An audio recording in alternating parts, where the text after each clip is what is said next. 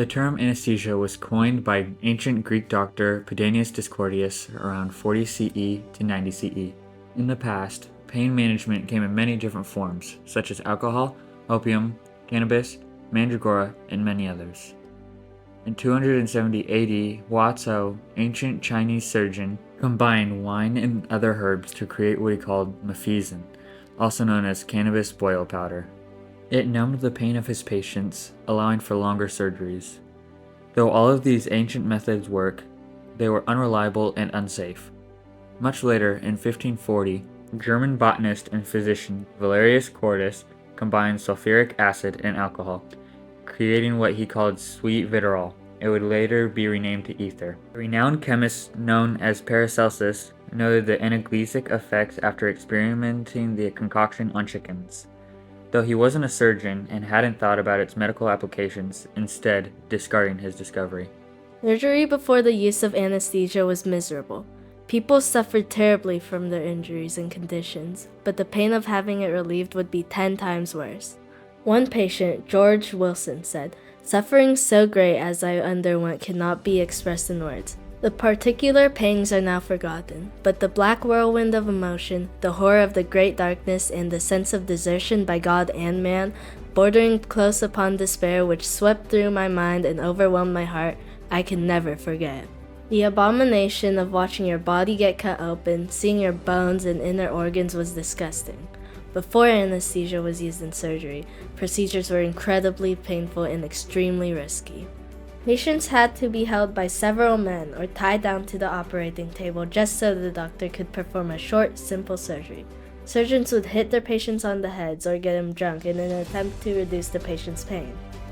Patients often had harsh side effects from surgery, such as asphyxiation, hallucinations, as well as other side effects, and even death. In August 1774, Joseph Priestley decided to focus the sun's rays to heat ammonium nitrate in iron fillings, creating nitrous oxide. Priestley attempted to use this gas to cure intestinal diseases but failed.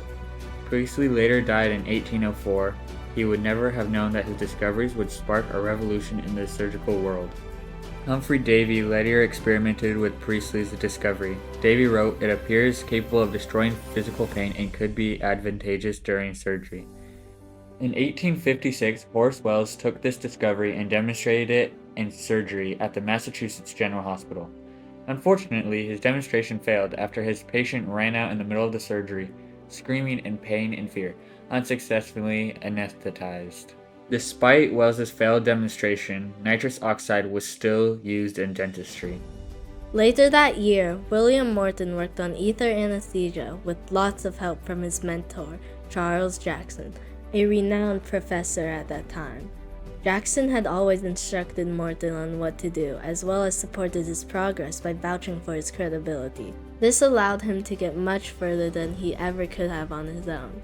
The duo got the idea for ether as anesthesia after seeing someone fall down the stairs and break their leg at an ether frolics party and get back up in no pain.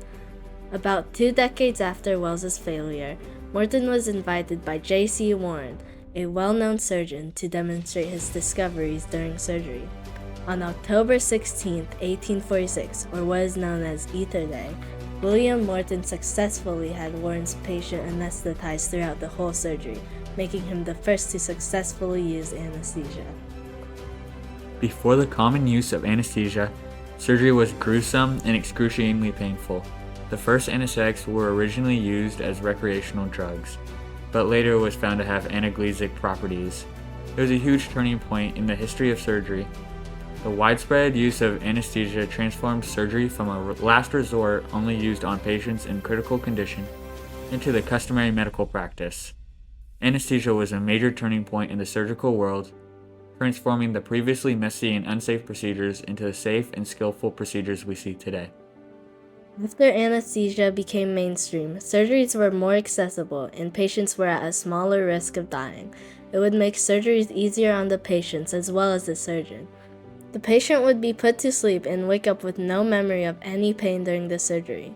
Surgeons wouldn't have to rush or deal with patients kicking and screaming in pain. Anesthesia was a pivotal moment in the development of medicinal practices.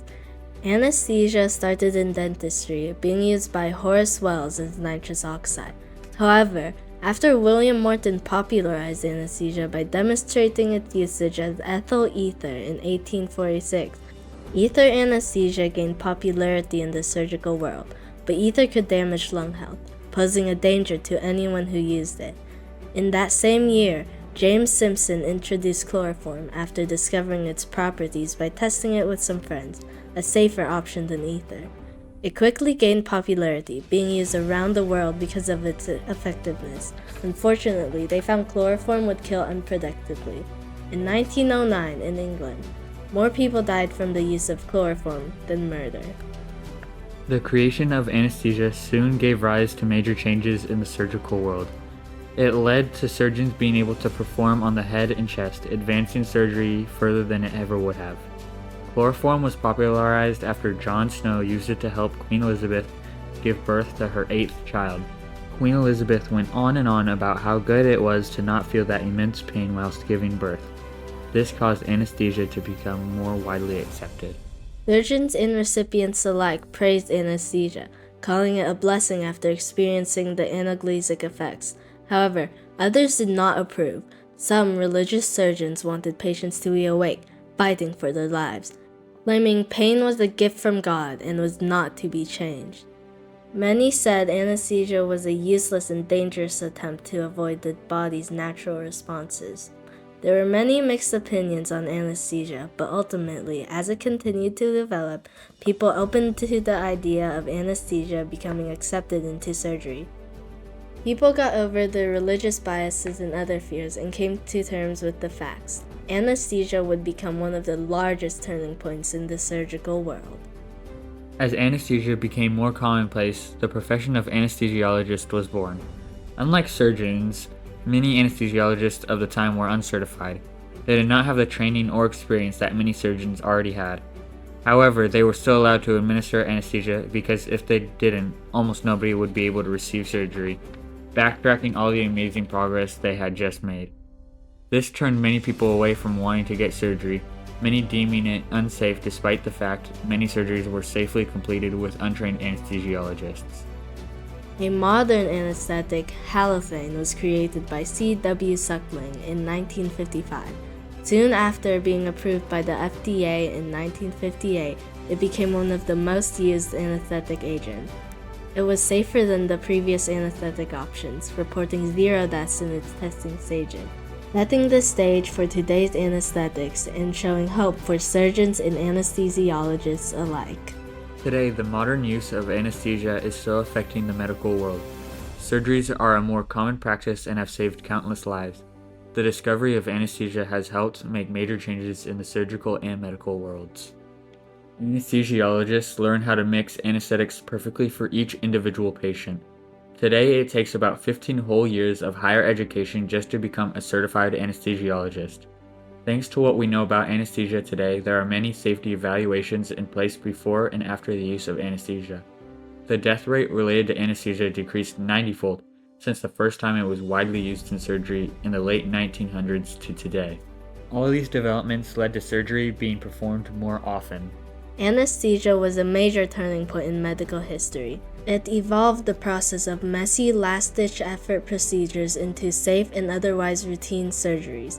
It saved countless lives and made surgeries no longer a last resort, and people were able to get the help they needed.